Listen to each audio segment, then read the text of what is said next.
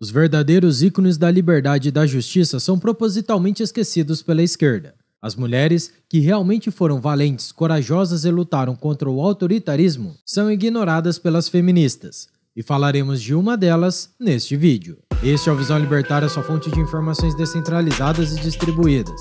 Esse artigo foi escrito por historiador libertário, revisado por Donda e narrado por Coreia com K. Milada Horákova foi uma advogada e ativista dos direitos humanos que lutou de forma corajosa e incansável contra o nacionalsocialismo e o comunismo, as duas maiores tiranias do século XX. Em 2017, sua história trágica se tornou um filme chamado Milada, tendo a atriz israelense-americana Adielet Zurer interpretando a heróica tcheca.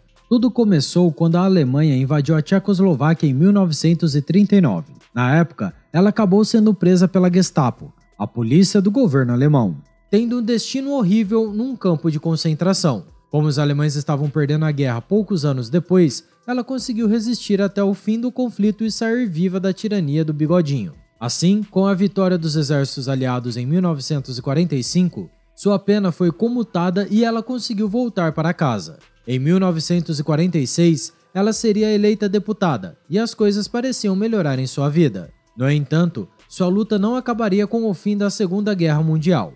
Apesar de ter se tornado deputada, ela passaria a sofrer uma terrível perseguição dos comunistas que solaparam o sistema democrático em seu país. Muitos tchecos foram acusados de atividades contra-revolucionárias, espionagens e outros crimes políticos, sendo condenados injustamente sem o devido processo legal, uma marca notória de um regime comunista. Apesar de aparentar ser, no início, um sistema democrático, a ditadura fantoche de Stalin na Tchecoslováquia foi só piorando a repressão, já que os líderes de Moscou não queriam perder o controle desse país.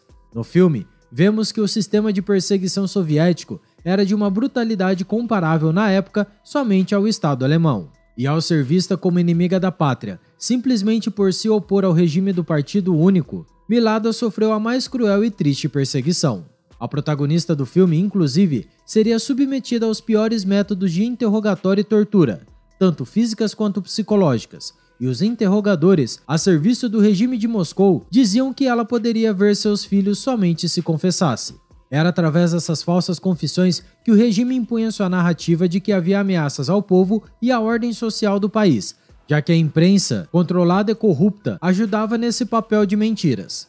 Isso não é muito diferente do que acontece em vários países hoje, onde ditaduras só se mantêm através de narrativas e não se sustentam quando surge a verdade. O julgamento de Milada começaria em 1950, através de uma farsa judicial, semelhante às grandes expurgas de Stalin que aconteciam na Rússia desde a década de 1930, uma marca de seu governo. Inúmeros documentos falsos eram usados de forma perversa para se criar uma narrativa de que Milada era uma verdadeira criminosa e atuava a favor dos Estados Unidos e Reino Unido. Ela, no entanto, se defendeu corajosamente, mesmo sabendo que isso iria piorar sua situação, já que a justiça daquele governo era uma completa farsa.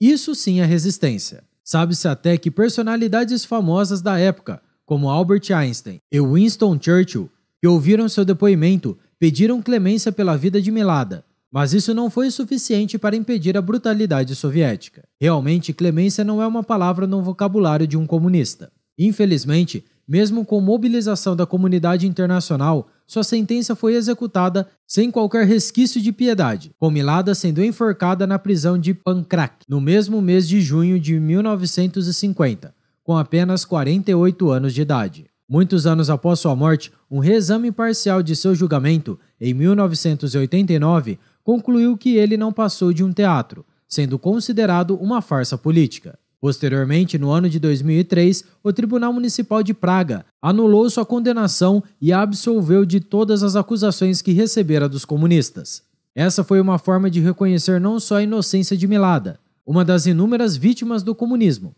mas de tentar reparar uma grande violação dos direitos humanos. Ela até hoje é lembrada como símbolo da defesa dos direitos humanos na atual Tcheca. Historiadores que focaram no conteúdo do período soviético sabem que todo o sistema judicial servia ao Partido Comunista, sendo que os tribunais e as leis não passavam de ferramentas do regime. Vemos na trama como as tiranias comunistas que se alastraram pelo leste europeu destruíram completamente o senso de moral e justiça, corroendo o tecido social. As pessoas inocentes que resistiam à tirania tinham que lidar com o dilema de defender a verdade ou, caso quisessem ter uma pequena chance de receber clemência, assinar uma confissão falsa. Uma vez vista como inimiga do Estado e do povo, a vítima não conseguiria ter uma segunda chance, pois dissidentes ou potenciais críticos do regime são, na ótica dos comunistas, os maiores criminosos. Infelizmente, é ocultado pelos historiadores marxistas que pessoas como Milada, que tiveram a vida destruída pelo regime comunista, não eram inimigas da democracia e da liberdade política. Muito longe disso. Ela, na verdade, defendia pautas que muitos democratas e até progressistas defendem hoje, como a igualdade de representação política entre homens e mulheres, entre outras bandeiras que os jovens de esquerda supostamente defendem. Pois uma vez instalada e consolidada, a tirania comunista não está nem aí se você é de direita ou de esquerda. Se representar uma mínima ameaça ao regime, seus dias estarão contados. Sabe-se, por exemplo, que o regime stalinista foi rigoroso contra os próprios comunistas e socialistas de outras vertentes, já que Stalin realizava com frequência expurgos e perseguições no próprio partido, visando criar homogeneidade. Inclusive, os principais apoiadores de Vladimir Lenin e o governo bolchevique seriam perseguidos e mortos por ele. Se quiser saber mais, assista ao vídeo A Luta contra o Esquecimento dos Expurgos Stalinistas, aqui do Visão Libertária. O link está aqui na descrição. Analisando sua história de bravura e defesa de princípios, a heroína tcheca deveria ser hoje, no mínimo, um ícone para as feministas, mas acabou sendo esquecida e ignorada, não fazendo parte do imaginário das mulheres de esquerda. Essa guerreira foi uma resistência corajosa contra duas tiranias reais e que deveriam ser condenadas, mas uma delas, o comunismo, é abertamente defendida em vários países.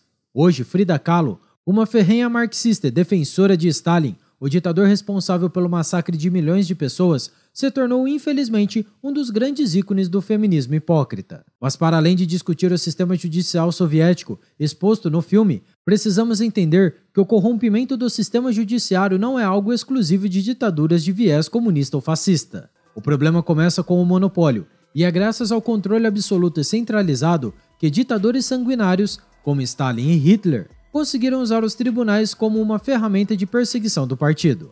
Assim, são de enorme valor as reflexões que Hans Hermann Hoppe, sociólogo e economista alemão, fez sobre o monopólio do Estado nesse setor tão importante para a sociedade.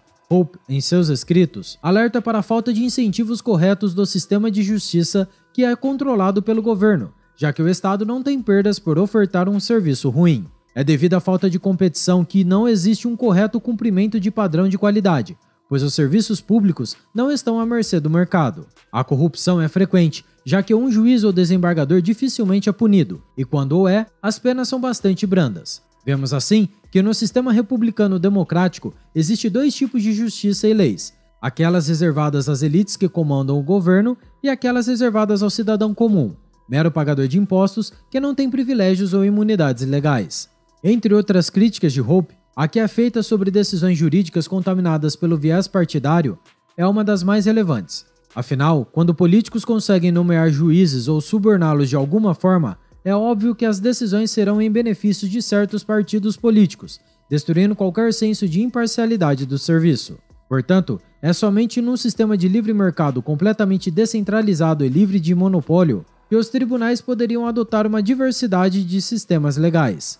Assim, na visão de Hoppe, no modelo anarcocapitalista, as pessoas iriam ter a liberdade para escolher sistemas legais que melhor atendam às suas demandas e preferências. Enfim, é somente com novas alternativas à resolução de conflitos que a sociedade chegaria a um modelo padrão eficaz e realmente justo, onde os tribunais precisam mostrar um bom serviço para manter a sua reputação no mercado. Obrigado por sua audiência. Se gostou do vídeo, compartilhe em sua rede social. Caso deseje ser avisado de outros vídeos, clique em se inscrever e depois no botão da campainha. Até a próxima, tchau, obrigado!